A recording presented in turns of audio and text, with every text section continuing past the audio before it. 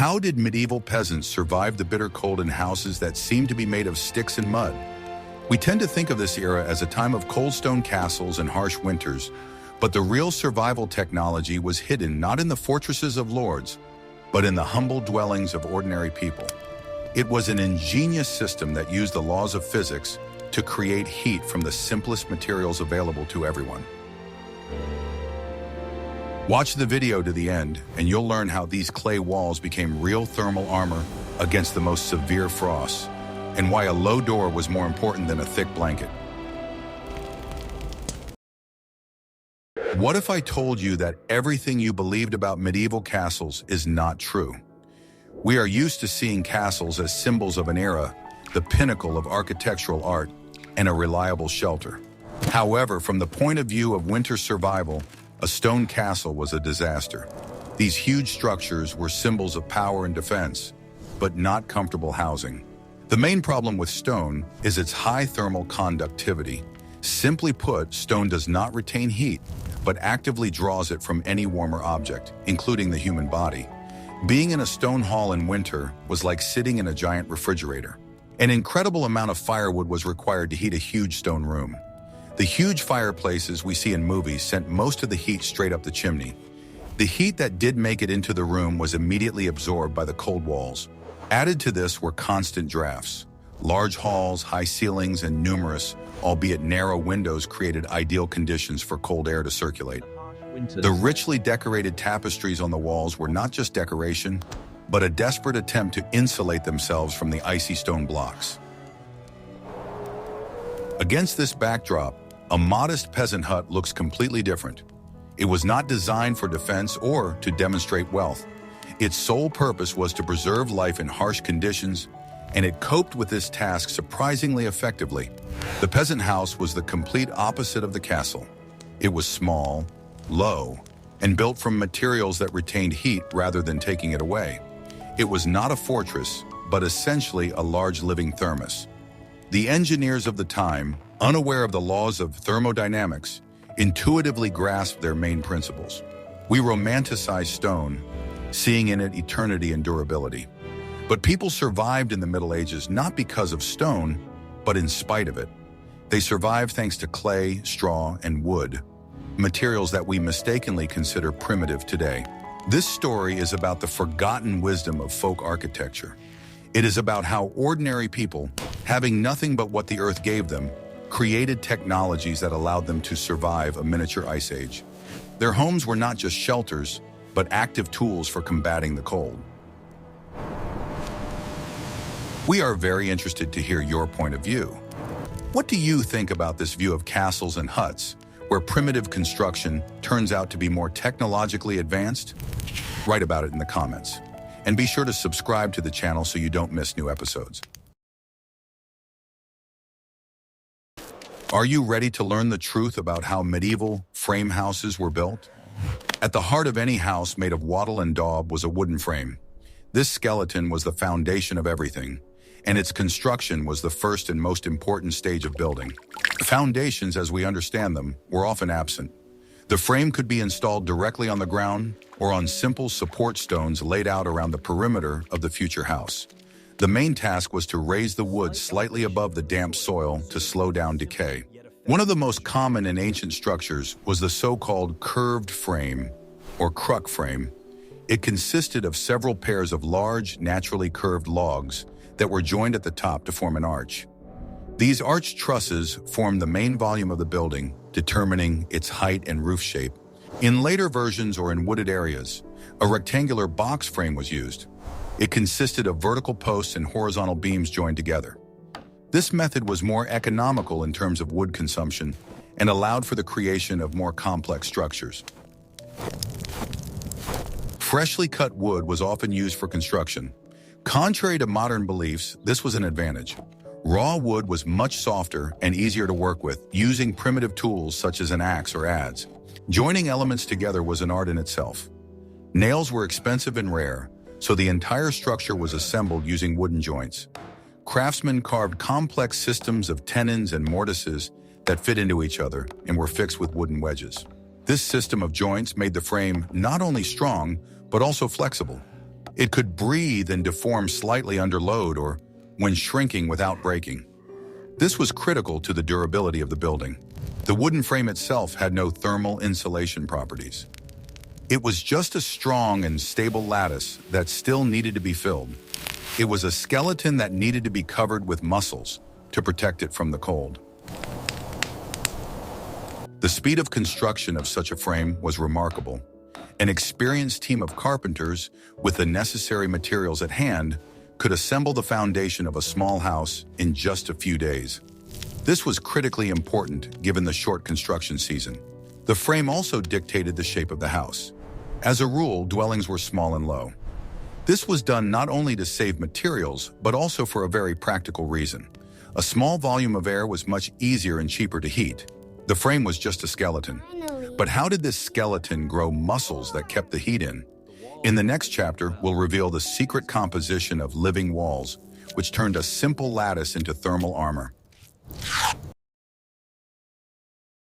I will reveal the most closely guarded secret of medieval builders, the very trick that turned their houses into real thermoses, capable of retaining heat even in the most severe frosts. This secret was not in stone walls or wooden beams. Its essence lies in the ingenious combination of natural materials, in a technology known as Wattle Daub. It was this technique that became the basis for the survival of entire generations of people when there were simply no other ways to keep warm. Simple at first glance, it was the result of centuries of observation and accumulated experience, the embodiment of harmony between nature and craftsmanship. Once the wooden frame of the future house was in place, one of the most labor-intensive and important stages began, creating the inner filling of the walls called wattle. Thinner stakes were densely driven between the vertical posts of the frame, like strings on a harp. These stakes formed the basis to which the clay mass was subsequently attached. It was at this stage that all the knowledge about wood accumulated over generations came into play. Flexible, strong branches were selected that could withstand not only the weight of the clay, but also decades of seasonal humidity fluctuations. For the weaving itself, they used whatever the earth provided, any branches that could be easily bent. Young shoots of hazel, willow, or ash were best suited for this purpose. These trees were renowned for their flexibility and durability. The branches were cut during the right season, while they were still moist and elastic, and woven horizontally between the stakes to create a dense lattice. The resulting woven base was, in essence, medieval reinforcement, surprisingly strong, flexible, and reliable. It served not only as a substrate for clay, but as the heart of the structure, which could play during shrinkage and not break. This was the main secret of its durability. Even if part of the wall cracked, the wattle prevented the damage from spreading. It took on the load and held everything together. The wattle itself did not retain heat, but it created a framework on which the next and most important component was laid: a clay mixture or daub. Now about the mixture itself. Contrary to popular belief, it was not just a lump of dirt, but a complex composite material subject to strict proportions. The basis was clay, a material that could be found literally underfoot. It was dug up near the house, cleaned of stones, mixed with water, and left to mature for several days. Clay provided the wall with mass, tightness, and the ability to accumulate heat. But it had one insidious drawback. When it dried, it inevitably shrunk and cracked, destroying the entire coating. To solve this problem, the peasants resorted to a simple but ingenious solution. They added a reinforcing filler. They used ordinary straw left over after the harvest. Long straw fibers were woven into the clay, like golden threads into fabric, giving the mixture strength and flexibility. This principle was essentially the same as what we see today in reinforced concrete. The fibers took on the tensile loads, preventing the clay from cracking during shrinkage. As a result, the wall was not only strong, but also durable. Even years later, despite rain and frost, it remained monolithic. But there was another ingredient in this recipe that was strange at first glance and often overlooked. Manure, most often cow manure, was added to the clay mixture. This was done not for strength, but for plasticity and durability. The undigested grass fibers contained in manure acted as additional reinforcement, while organic substances improved the adhesion of the components. In addition, this type of clay was easier to work with. It did not stick to the hands, was easy to shape, and retained the necessary moisture for longer. This seemingly simple recipe was not just a method of construction, it was a technology in which every element had a purpose. If you appreciate such human ingenuity and the ability to make something great out of something simple, please like this video. After all, these walls made of clay and straw embody not only engineering thought, but also the very history of human survival. What if I showed you a time machine and it was a clay wall? It sounds strange, but that's exactly how the technology of Wattle and Daub worked, from the point of view of physics and common sense. At first glance, it seems incredible that a mixture of clay, straw, and twigs could create warmth inside a house, but that was precisely its genius. To understand why such a dirty house was warm and cozy, you need to understand two fundamental concepts: thermal insulation and thermal mass. Without this, it is impossible to understand why the simplest materials from the earth and plants provided comfort in a harsh climate. Thermal insulation is the ability of a material to slow down the transfer of heat, like an invisible barrier between cold and heat. Modern insulators, such as mineral wool or foam, contain many microscopic air pockets that trap heat and prevent it from escaping. The air trapped in these pores is the main secret of any thermal insulation. Thermal mass, on the other hand, is the opposite property, the ability of a material to accumulate heat and release it slowly. Dense materials such as brick, concrete, or stone absorb energy and store it inside for a long time. These two principles, heat retention and accumulation, are the basis of any modern energy-efficient building. The genius of adobe walls lay in the fact that they combined both of these properties at the same time. The straw that farmers generously mixed into the clay served not only as reinforcement, giving strength, but also as an important heat-insulating component. Its hollow stems, intertwined chaotically in all directions, created thousands of tiny air pockets inside the wall. Each of them worked like a miniature heat trap, like a natural thermos. It was these air pockets that became a real barrier between the inside and outside worlds. They prevented cold air from the street from quickly penetrating inside and prevented the accumulated heat from escaping outside just as quickly. Thus, the wall became a filter that retained heat loss, like a soft layer of a featherbed. Of course, in terms of efficiency, it could not compare with modern synthetic insulation, but for its time and conditions, it was an engineering marvel. Compared to a stone wall, which cooled instantly in the wind, or thin wooden boards, which did not retain heat, the clay structure was almost perfect. However, the main secret of a peasant house was not insulation at all, but the enormous thermal mass provided by the clay itself. This material, heavy and dense, had the ability to absorb heat for a long time and then give it back. During the day when the fire burned in the hearth, the only source of heat in the house, the hot air gradually heated the walls. The flames lit up the room, the smoky ceiling darkened with soot. But behind all this, an almost imperceptible process was taking place. The clay slowly absorbed the energy of the fire. The walls heated up slowly but steadily, like a living creature breathing warmth. By evening, when the sun went down and the fire in the hearth died down, they already stored a significant amount of energy. If you put your palm to such a wall, you could feel a pleasant, even warmth. This effect was not instantaneous, but its slowness was precisely its advantage. The wall did not overheat or cool down immediately. It created a soft, stable background.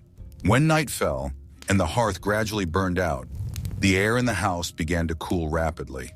But it was at this moment that a miracle occurred.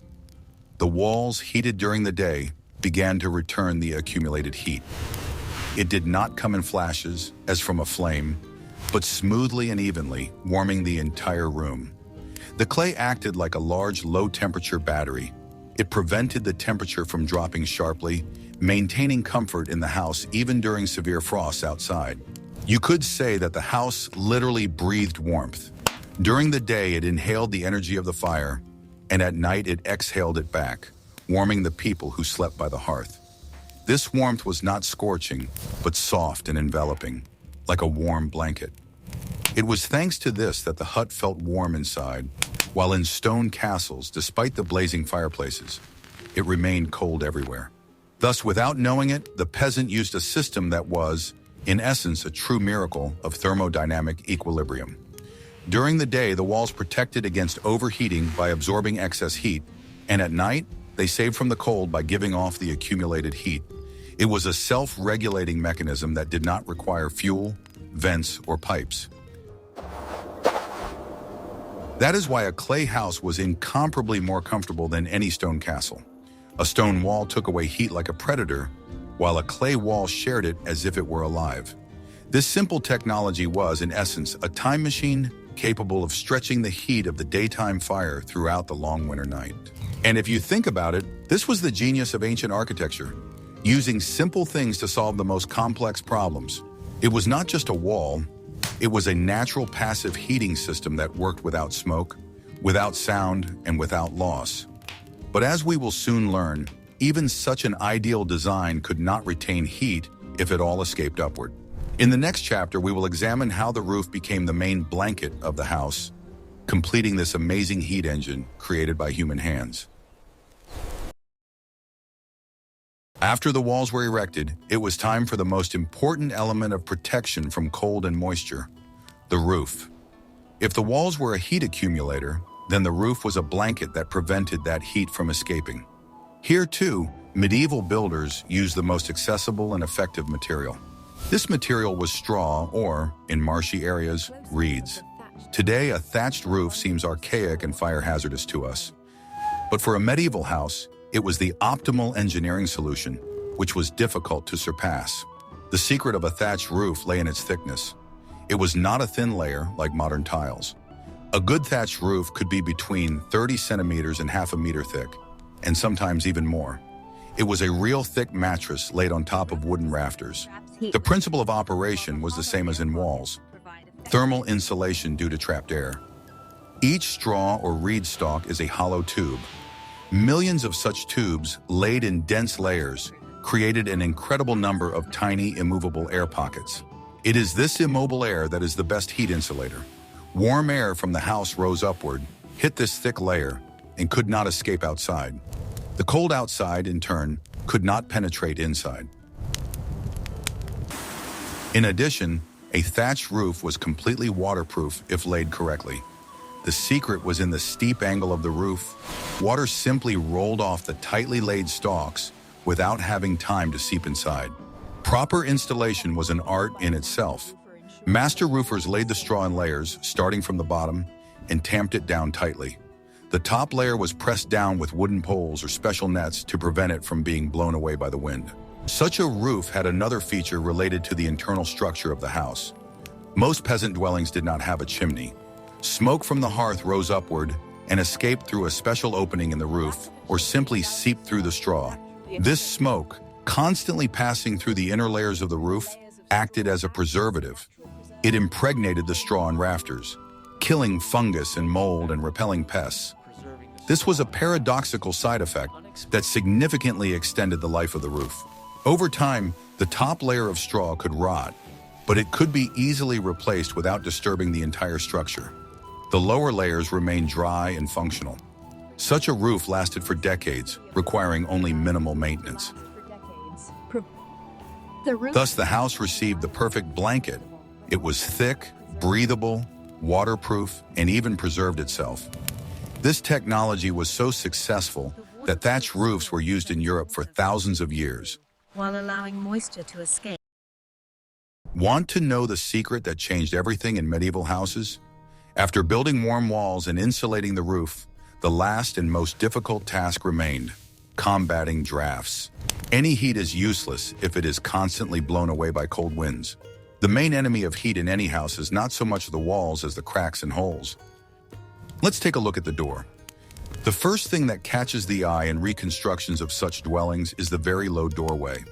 Often, an adult had to bend down significantly to enter. This was not a mistake on the part of the builders or a way to save on materials. It was an ingenious engineering solution. Warm air, as we know, rises, while cold air sinks. A tall door would have created a powerful draft, letting precious heat escape from under the ceiling and cold air in through the floor. The door itself was made of thick, tightly fitted boards, but even that was not enough. From the inside, the doorway was often covered with an additional heavy curtain made of thick fabric or animal skin. This curtain created a second line of defense, blocking even the slightest drafts. Now about the windows. In the modern sense, peasant houses most often had no windows at all. Each window is a huge hole in the thermal protection of the house. Glass was an unimaginable luxury, available only to churches and palaces. If windows were made, they were tiny. Their purpose was not so much to provide light as to ensure minimal ventilation. At night, these small openings were tightly closed from the inside with wooden shutters. In more wealthy homes, primitive glass could be used. The opening was covered with oiled cloth, thinly scraped parchment, or even a bull's bladder. These materials were translucent, allowing a little dim light to pass through. But most importantly, they did not let the wind through. And finally, the floor. In most houses, it was simply earthen, tamped clay. This in itself was a cold surface. But here, too, there was a trick. For the winter, the earthen floor was generously sprinkled with a thick layer of straw or dry reeds. This layer served two purposes. First, it was an excellent insulator, blocking the cold coming from the ground. Second, it absorbed moisture, making the house more hygienic. But how to heat this sealed thermos? In the next chapter, we will look into the very heart of the house, its blazing hearth. Inside the sealed and insulated house was its engine, its heart, the open hearth. It was the only source of heat and light, around which the entire life of the family literally revolved during the long winter months. The location of the hearth was critically important. Unlike later fireplaces, which were built against a wall, the medieval hearth was almost always located in the center of the room. This was no accident and had a deep practical meaning. The central location allowed the heat from the fire to spread evenly in all directions. The hearth radiated heat 360 degrees, warming not only the air, but also the floor, walls, and everyone sitting around it. The efficiency of such a system was maximized. The whole family gathered around this fire. Here they ate, worked, socialized, and slept. Physical proximity to the heat source was the main way to keep warm. People sat on low benches to be closer to the fire and further away from the smoke under the ceiling. The hearth was not just a heater, it was also a stove. Something was cooked on it all day long. A pot of soup boiled, flatbread was baked. The cooking process itself generated a huge amount of side heat, which was used to heat the dwelling. Keeping the fire going was one of the main daily tasks. In winter, the hearth burned almost around the clock. At night, it was not completely extinguished, but covered with ashes so that the coals would smolder until morning. In the morning, it was enough to fan the coals and throw on some wood. Anything that could burn was used as fuel. In wooded areas, this was firewood. In areas where wood was scarce, peat, dung, dried manure, or even heather were used. Each type of fuel produced a different amount of heat and smoke. This constant source of fire was not only a blessing, but also a problem. The main problem was smoke, but medieval builders had their own, albeit not the most elegant, approach to solving it. Life in a medieval hut was far from a pastoral picture. The main price for warmth and survival was the atmosphere inside the house. It was dense, heavy, and filled with what we would consider unbearable today: smoke. Most peasant houses did not have a classic chimney as we know it.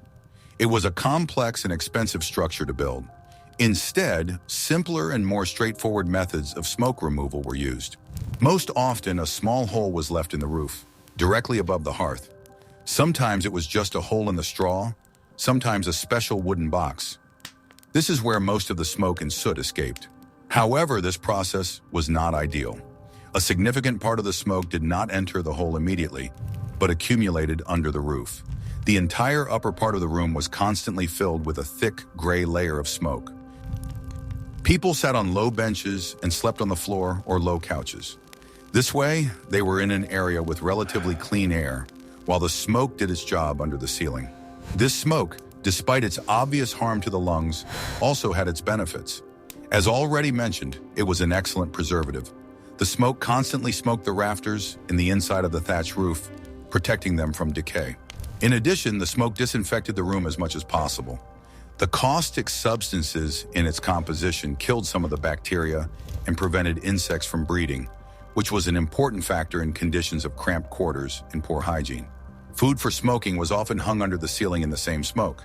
Meat or fish hanging in the smoke could be stored much longer. Thus, the heating system was also a food preservation system. Because of the smoke and tiny windows, it was always kind of dark inside the house. Even on a clear day, it was hard for light to get in. The main source of light was the hearth itself, which gave off a lively, dancing light. This atmosphere shaped a unique way of life. The walls and ceiling quickly became covered with a thick layer of shiny black soot. Everything in the house had a characteristic smell of smoke. It was a harsh reality, the price of warmth. The people of the Middle Ages made a conscious choice. Between cold and clean air, they chose warmth and smoke. In conditions where it was possible to freeze to death in a single night, this choice was the only one that ensured survival. Last but not least, the inhabitants themselves were a source of heat in a peasant's house. We often underestimate how much heat the human body gives off, even at rest. But in a small, almost airtight space where every bit of heat mattered, this factor became critically important. On long winter evenings when the wind howled outside the windows, it was people who became living sources of heat, imperceptibly warming the air around them. A medieval peasant house was usually a single-room dwelling, simple in design but surprisingly well thought out for its purpose. This meant that the entire family, from the elderly to infants, lived, ate, worked, and slept in a single room. In such houses, there was no division into bedrooms, kitchens, or living rooms as we know them today. Everything took place in one space. All the energy of everyday life was concentrated in this limited space under a low ceiling. The air quickly warmed up from breathing, movement, and human bodies. An adult at rest emits about 100 watts of heat, almost as much as an incandescent lamp. If a family of 6 or 8 lived in the house, their total heat could be compared to the output of a small electric heater. And if we consider that in those days people also lived with animals, such as goats, sheep, or calves, the heat output increased even more. In a sealed space protected by thick walls covered with clay and a thick thatched roof, this heat did not dissipate instantly. It gradually accumulated, creating a mild, stable microclimate. Especially in the morning, when the fire in the hearth was almost extinguished, it was human warmth that maintained the temperature, preventing the air from cooling completely. Each person in the house was a small, living hot water bottle, part of a common heat-saving system in which there was nothing superfluous. Often, the whole family would sleep on one large wooden bed covered with skins, or simply on straw mattresses laid out on the floor. Sometimes the children slept near the wall, and the adults closer to the center of the room. This way, more heat was retained. People slept close together, huddling against each other and sharing the remnants of the day's warmth. This practice, known today as huddling, significantly reduced heat loss for each individual. Their bodies warmed each other, and even slight movement caused warm air to circulate under the woolen blankets. The same room where they slept and ate was also used to store supplies. Grain, flour, dried vegetables, bundles of herbs, and even tools were all kept in one space. These items, which were heavy in themselves, created a kind of buffer. The more dense objects there were, the more stable the temperature became. Wooden chests, tubs, and sacks of grain retained heat and released it gradually, helping the house to breathe more evenly without sudden changes in temperature. In addition, there was constant movement in the house. Someone was repairing shoes, someone was weaving, someone was cooking food on the hearth, and every little thing added a little warmth to the overall balance. Cooking had a particularly strong effect on the microclimate. An open fire not only heated, but also dried the air, removing excess moisture. The concept of personal space as we understand it today simply did not exist back then. People lived in close quarters, sharing air, food, labor, and even sleep. But it was precisely this closeness that turned a cold hut into a place where it was possible to survive the winter. Shared space meant shared warmth, and shared life meant shared resilience in the face of the elements. Thus, the house, the hearth, and the people formed a single thermal system where each element had its own role. The house retained heat, the hearth produced it, and the people maintained and amplified it. Everything worked as a single mechanism where energy losses were minimal and heat was retained with remarkable efficiency. It was this amazing synergy, a combination of well-designed walls, a tight roof, low doorways, a central hearth, and close human proximity that allowed peasants to survive long and harsh winters. If even one element of this system weakened, the entire fragile thermal balance collapsed, condemning people to struggle against the cold. But as long as all the components worked together, the house became a warm, living heart of the family, conquering winter again and again.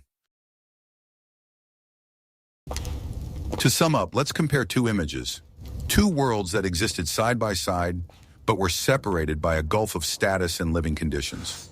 On the one hand, there is the Lord, the owner of the land, living in his huge, cold, and echoing stone castle. Its walls are a symbol of power and strength, but they are also the reason for his loneliness and coldness. In these halls, where even footsteps echo, the heat of the fireplace is hardly felt. He sits in an armchair, wrapped in furs, warming his hands by the fire, but his back is still chilled by the draft that wanders between the stone columns and seeps through the narrow slits of the window embrasures. Paradoxically, even amid luxury, he is constantly fighting the cold.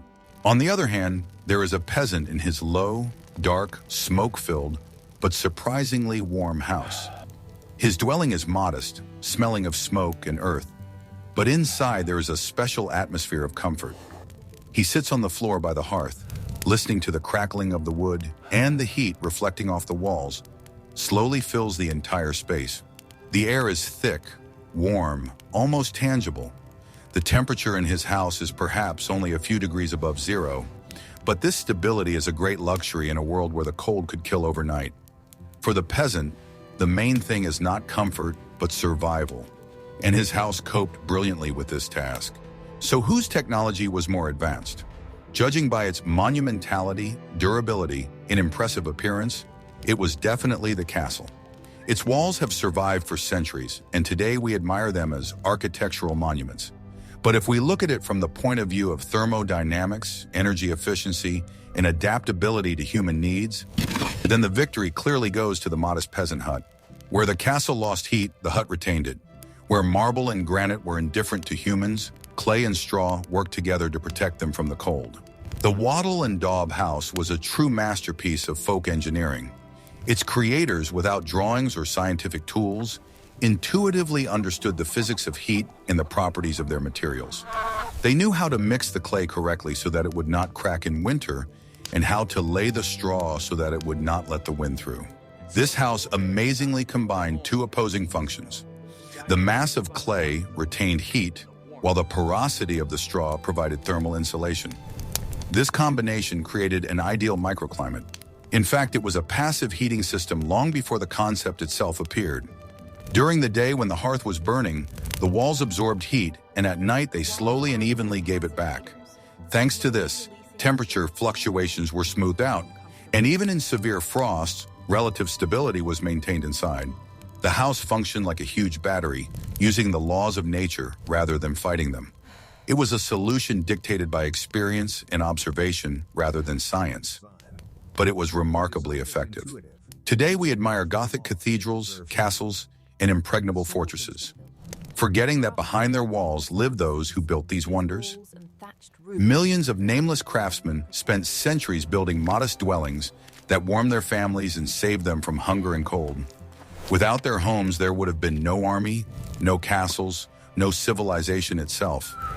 It was their invisible genius that allowed humanity to survive the darkest and coldest centuries, moving forward step by step. This primitive house was not just a roof over one's head. It was a real machine for survival, created by nature and human hands. It breathed, absorbed, and gave off heat, living together with its owners. It combined simplicity and wisdom, practicality and the poetry of life.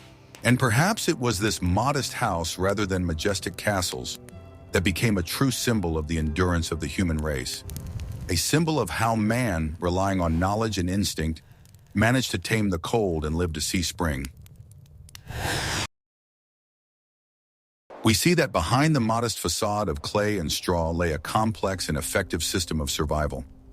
The peasant house was not just a building, but a complete technology, where every element, from the low threshold to the smoke under the roof, played its irreplaceable role. It was a real thermal cocoon, ingeniously designed to conserve energy in a harsh world. It proves that the ingenuity of a person faced with the need to survive knows no bounds. What other survival technologies from the past would you like us to explore? Perhaps you are interested in how medieval people stored food without refrigerators or how they found water? Suggest topics for future videos in the comments. And don't forget to subscribe to our channel so you don't miss our next explorations of the mysteries of the past.